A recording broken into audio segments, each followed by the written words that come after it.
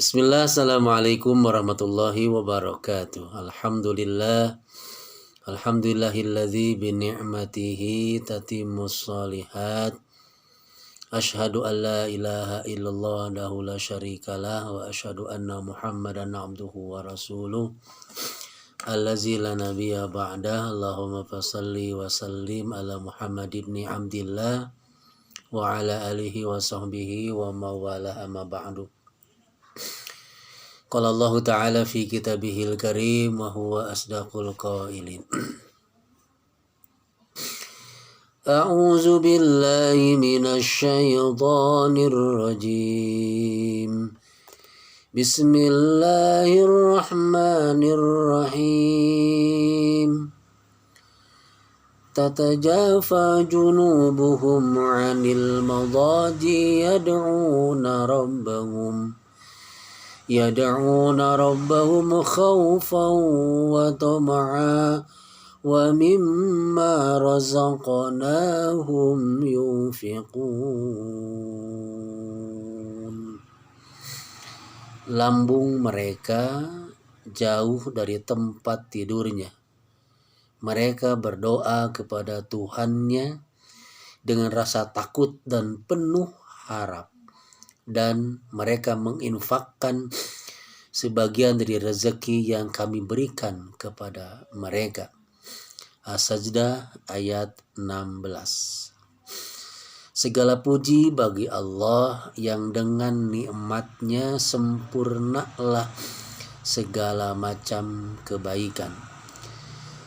Kita bersaksi tiada ilah yang wajib disembah, dicintai, dimintai, melainkan hanya Allah yang Esa, yang Maha Tunggal, yang tidak ada serikat baginya. Dan kita bersaksi bahwa Nabi Allah Muhammad adalah hamba dan utusannya, sebaik-baik teladan, sebaik-baik syafaatul uzma yang sangat kita rindukan dan harapkan semoga kita termasuk bagian dari umat Rasulullah yang diaku dan diberi jaminan untuk menikmati nikmatnya telaga Kausar, Haudil Kausar, telaganya Kausar yang ketika kita meminum seteguk pun maka kita akan terbebas selama-lamanya dari dahaganya akhirat, dahaganya padang mahsyar. Alhamdulillah, terus kita bersyukur kepada Allah.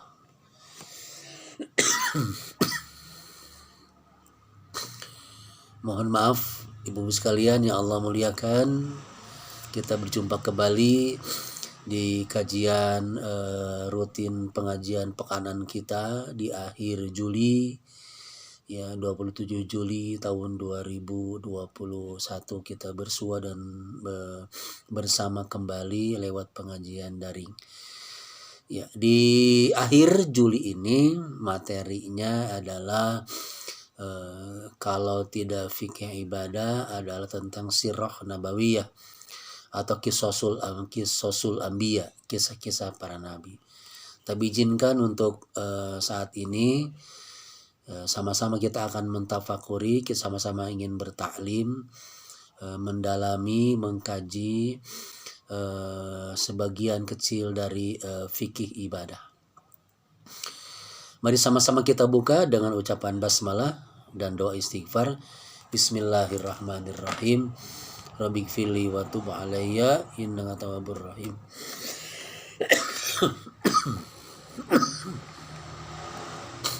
Mohon maaf ibu-ibu sekalian, saya agak kurang sehat, lagi batuk, mohon doanya untuk kembali pulih. Ya, malam sudah ke dokter, sudah bersilaturahim dengan dokter. Baik,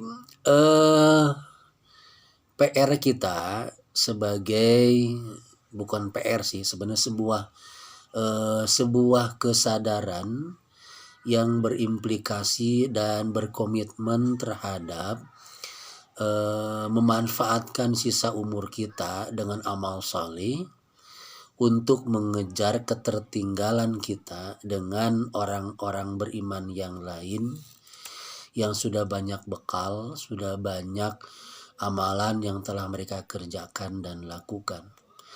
Nah, untuk mengejar ketertinggalan kita, ya syukur-syukur kita bisa sudah banyak bekal yang kita siapkan, tetapi untuk mengejar ketertinggalan tidak hanya sesama kita, tapi mengimbangi minimalnya syukur-syukur melebihi umat-umat sebelumnya, umat Rasulullah Muhammad SAW, yang rata-rata umat-umat terdahulu itu diberikan usia-usia yang panjang dibanding kita, ya, dibanding umat Rasulullah Muhammad SAW.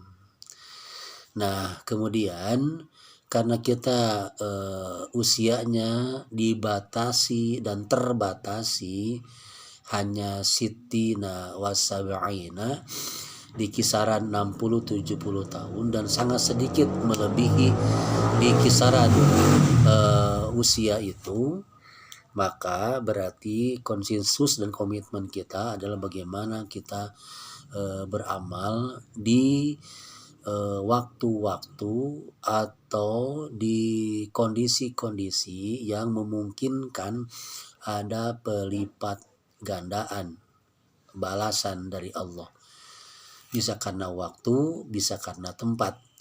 Kemarin kita sudah insya Allah banyak beramal soleh di 10 hari pertama bulan Dzul Hijjah, dan itu menjadi jaminan ada pelipat gandaan pahala. Kemudian juga kita beribadah sekarang di bulan Dzul Hijjah yang merupakan bagian dari Arba'atun Hurum, 4 bulan yang dimuliakan oleh Allah, ya, Dzulqa'dah, Dzul Hijjah, Muharram, dan bulan Rajab. Ataupun kita beribadah di 10 hari terakhir di bulan Ramadan, ya, seperti itu. Ini adalah waktu dan saatnya ketika kita beramal ada pelipat gandaannya. Nah, kembali ke topik, untuk mengejar ketertinggalan itu maka ada 4 waktu yang harus kita manage betul, kita atur betul, kita manfaatkan betul, ya, untuk bisa mengejar ketertinggalan kita, ya, terhadap bekal yang sudah kita siapkan, bekal untuk menuju kehidupan akhirat yang harus kita siapkan. 4 waktu itu adalah, yang pertama waktunya di antara atau waktu sebelum subuh, ya, sebelum subuh, yang kemudian kita sudah maklum dan sudah paham, sudah mengamalkan banyak ibadah, terutama sholat malam, ya. Sholat malam qiyamul lail ini bisa tahajud, bisa witir, ya, bisa hajat, bisa taubat, bisa istikharah, ya, seperti itu. Tapi paling tidak marilah kita manfaatkan waktu sebelum subuh, ya, sebelum azan subuh berkumandang itu kita manfaatkan untuk bersolat, berqiyamul lail. Bisa tahajud setelah kita bangun dari tidur, yang kedua ditutup dengan witir, atau witirnya di awal malam, itu ya silahkan bisa kita isi dengan sebaik-baiknya. Hanya harapannya adalah beberapa saat sebelum azan waktu subuh, bahkan mungkin jauh sebelumnya, setengah jam jatuh 1 jam sebelumnya sudah kita hamparkan sajadah, ya, seperti itu.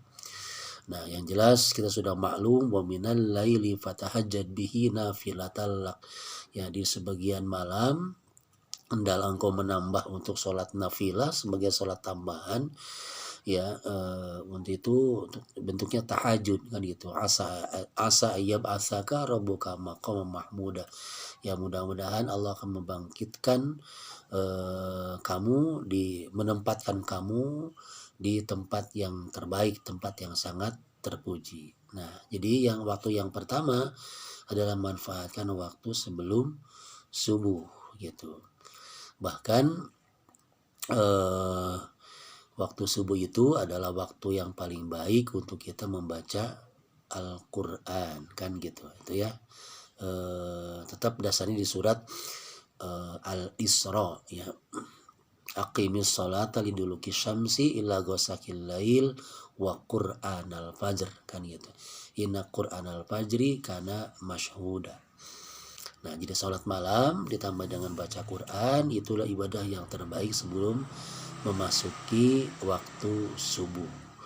Bahkan kalau kita bangun sebelum subuh, kita termasuk bagian dari umat Rasulullah yang didoakan oleh kekasih kita Nabiullah Muhammad sallallahu alaihi wasallam. Allahumma barik li ummati fi bukuriha. Ya Allah, berkahilah umatku di pagi harinya. Jadi insya Allah kita mendapat kemuliaan tempat yang terbaik lewat salat malam, kita mendapatkan amalan terbaik lewat baca Quran atau berzikir dan memperbanyak istighfar, wal mustaghfirina bil ashar, kan gitu. Orang-orang yang memohonkan ampun di waktu-waktu sahur, kan gitu ya. Atau wabil ashari mustaghfirun, atau di waktu sahur mereka meminta ampun kepada Allah. Itu kan salah satu adalah bagian dari contohnya kebiasaan dari ashabul jannah, calon penduduk surga, ya, seperti itu diantaranya. Kemudian kita juga didoakan tadi dengan doa keberkahan di waktu pagi. Manfaatkan waktu sebelum subuh. Yang kedua adalah manfaatkan waktu setelah subuh sampai terbitnya matahari. Apa yang kita kerjakan di situ? Di hadis itu yang hasan sahih, barang siapa yang sholat subuh berjamaah di masjid, lantas dia duduk, ya, berzikir, baca Quran, beristighfar sampai datang waktu syuruk, ya, waktu terbitnya matahari. Lantas 15 menit kurang lebih setelah itu kita melaksanakan sholat isyraq, sholat 2 rakaat. Kalau bahasa ulama seperti Syekh Al-Utsaimin itu sholat duha di awal waktu, yaitu sebagai hadiah. Maka ganjarannya seperti orang berhaji umroh, tamatan, sempurna. Nah, kan 2 tahun ini kan kita jemaah haji Indonesia belum diperkenankan mengikuti rangkaian ibadah haji atau umroh. Nah, sebenarnya pahalanya ada amalan yang bisa mendekati, kalaupun tidak menyaingi, ya, besarnya pahala, itu dengan sholat sunnah isyraq 2 rakaat. Kuncinya kita sholat di masjid secara berjamaah. Tapi ada ulama lain yang berpendapat boleh di rumah dengan berjamaah, gitu kan. Setelah sholat subuh dan zikir doa terus kita duduk di sana, tidak kemana-mana. Kemudian kita bisa dengan baca Quran, bisa dengan berzikir, baca al-ma'surat, kita baca istighfar sebanyak-banyaknya sambil nunggu terbit matahari. Ditambah 15 menit setelah terbit matahari kerjakan sholat sunnah 2 rakaat. Berarti kita bisa memanfaatkan waktu setelah sholat subuh itu sampai waktu syuruk dan kita sholat isyraq. Itu adalah bagian dari komitmen kita kalau ingin mengejar ketertinggalan terhadap amaliyah kebaikan kesolihan umat-umat terdahulu atau mungkin orang-orang salafus salih yang sudah mendahului kita. Nah, waktu yang ketiga yang harus kita manfaatkan adalah waktu menjelang maghrib, ya, sampai ketika terbit matahari azan maghrib berkumandang. Nah, baheula gitu kan selalu orang tua kita ma abah urang kan selalu mengingatkan kepada anak cucunya tong keluar sareupna, gitu kan. Aya sandekala, ibu bahasanya bahasa orang tua dulu kan gitu, yang boleh jadi mohon maaf pemahaman keagamanya sedikit berkurang gitu. Nah, sebenarnya maknanya baik, tetap di rumah harusnya kita kita manfaatkan waktu terbenamnya matahari dan datangnya waktu maghrib itu memang kita harus di rumah. Nah, itu waktu yang kurang baik gitu. Istilah orang tua kita, istilah sandekala, itu mungkin bahasa agama lain. Itu sebenarnya hanya satu bahasa yang mungkin itu yang bisa jika bahasa pamali gitu.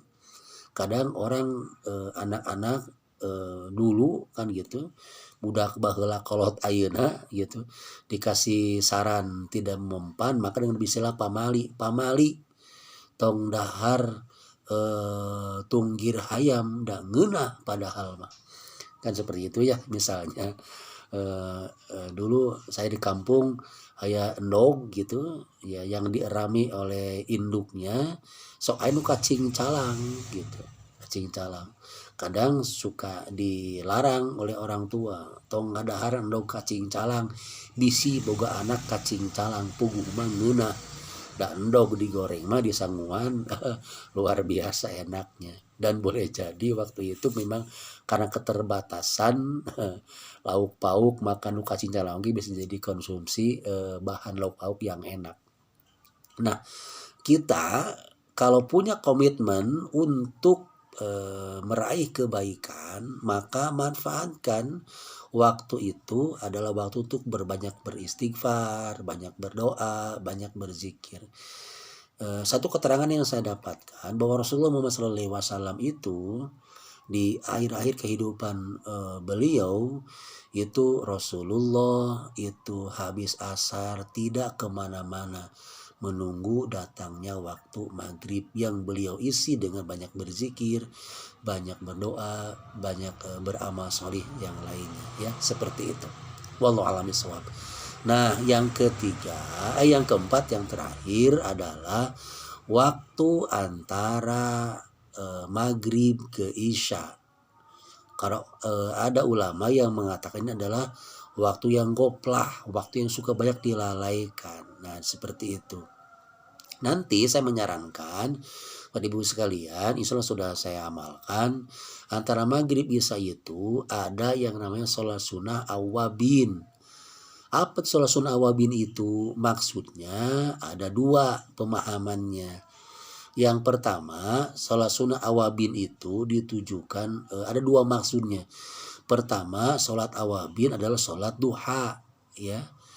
Dari Abu Hurairah radhiyallahu anhu semoga Allah meridhoinya, ia berkata bahwa Rasulullah SAW itu pernah bersabda, ya, la yuhafizu ala sholati duha illa awabun wahia sholatul awabina. Tidaklah menjaga sholat sunnah duha melainkan awab.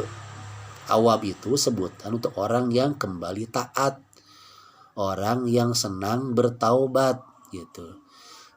Wahia sholatul awabin, inilah sholat sunnah awabin. Hadis riwayat Ibnu Khuzaimah yang dihasankan oleh Syekh Albani dalam Sahih At-Targhib wa Tarhib ya.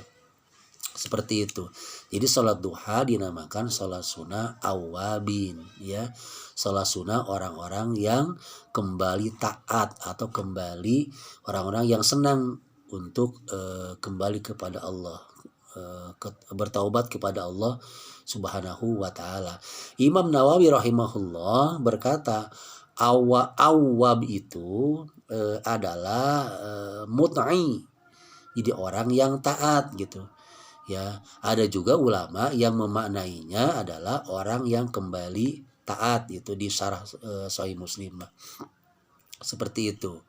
Makanya mengapa kan Nabi mengajarkan kalau habis sholat duha kita membaca 100 kali ya. Ini atamarrotin itu kalimat Allahumma gfirli, ya Allah ampunilah aku, watub alayya, dan terimalah taubatku. Mohon maaf gitu ya. Jadi Allahumma gfirli watub alayya innaka antat tawwabur rahim, kan gitu ya. Doanya kan gitu kan 100 kali habis sholat.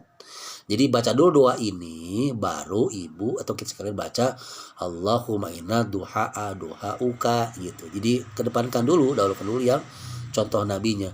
Allahumma gfirli watub alayya innaka antat tawwabur rahim. Ya Allah ampunilah aku, terimalah taubatku, sesungguhnya engkau maha penyayang lagi maha penerima taubat gitu. Nah yang kedua ada juga makna sholat sunnah awabin itu adalah sholat sunnah 6 rakaat ya setelah maghrib. Ada hadis dari Abu Hurairah radhiyallahu an gitu. Man shalla sitta rakaatin ba'dal maghribi gitu. Barang siapa yang sholat 6 rakaat setelah maghrib, lam yatakallama bainakunna, dan ia tidak berbicara kejelekan di antaranya gitu kan. Ya adilas lahu ibadatu isnatai asyrata sanatan, maka ia dicatat telah beribadah selama 12 tahun kan gitu ya. Nah, seperti itu. Tapi hadisnya dhaif. Tapi di keterangan yang lain gitu kan, di keterangan yang lain bahwa dari Huzaifah ia berkata, aku pernah mendatangi Rasulullah, aku melaksanakan sholat bersama beliau, sholat maghrib berjamaah. Setelah selesai sholat, Nabi SAW berdiri, lalu melaksanakan sholat lagi, sholat sunnah ya, terus menerus sampai datangnya sholat Isya gitu, seperti itu. Nah ini dasarnya nanti surat As-Sajdah ayat 16. Di As-Sajdah surat 6 ayat 16 itu bermakna sholat malam, tapi juga bermakna sholat awabin, sholat sunnah antara maghrib dan isya. Jadi kalaupun tadi yang 6 rakaat itu hadisnya dhaif secara sanad, tapi ada hadis yang lain yang itu hasan sahih atau sahih, maka kesimpulannya boleh kita melaksanakan mengisi antara maghrib isya itu dengan sholat sunnah, tapi rakaatnya silakan tidak dibatasi. Niatkan boleh 2 rakaat sholat sunnah awabin, boleh 4, boleh 6, silakan semampunya gitu. Yang dilarang mah kita mengharuskan sholat harusnya 6 rakaat gitu. Tidak mengharuskan 6 rakaat. Silakan berapa saja mampunya kita. Mau 2, mau 4 gitu ya, seperti itu. Nah, itu yang terbaik. Jadi kesimpulannya sholat sunnah awabin, sholat sunnah duha, atau juga sholat sunnah awabin, sholat sunnah antara maghrib dan isya menurut ulama yang rakaatnya tidak ada batasan ya. Wallahu a'lam bisawab. Yuk manfaatkan 4 waktu ini dengan amal-amal soleh yang terbaik kita. Silakan berzikir, berdoa, sholat sunnah, baca Quran ya, bertaubat, beristighfar, silakan apapun ya, manfaatkan dengan sebaik-baiknya. Mudah-mudahan dengan hal ini kita bisa mengajar ketertinggalan kita terhadap orang-orang umat terdahulu, atau terhadap juga sahabat-sahabat kita yang mungkin lebih dulu banyak amalnya di antara kita. Wallahu a'lam bishawab. Aqulu qouli hadza wa astaghfirullahi wa lakum. Rabbana taqabbal minna innaka antas samiul alim wa tub alaina innaka tawwabur rahim. Subhanakallahumma wa bihamdika asyhadu an la ilaha illa anta astaghfiruka wa atubu ilaik. Walhamdulillahirabbil alamin. Ya, selalu sehat, selalu bahagia, dan selalu istiqomah dalam kebaikan. Walaupun minkum. Wassalamualaikum warahmatullahi wabarakatuh. Hatur nuhun.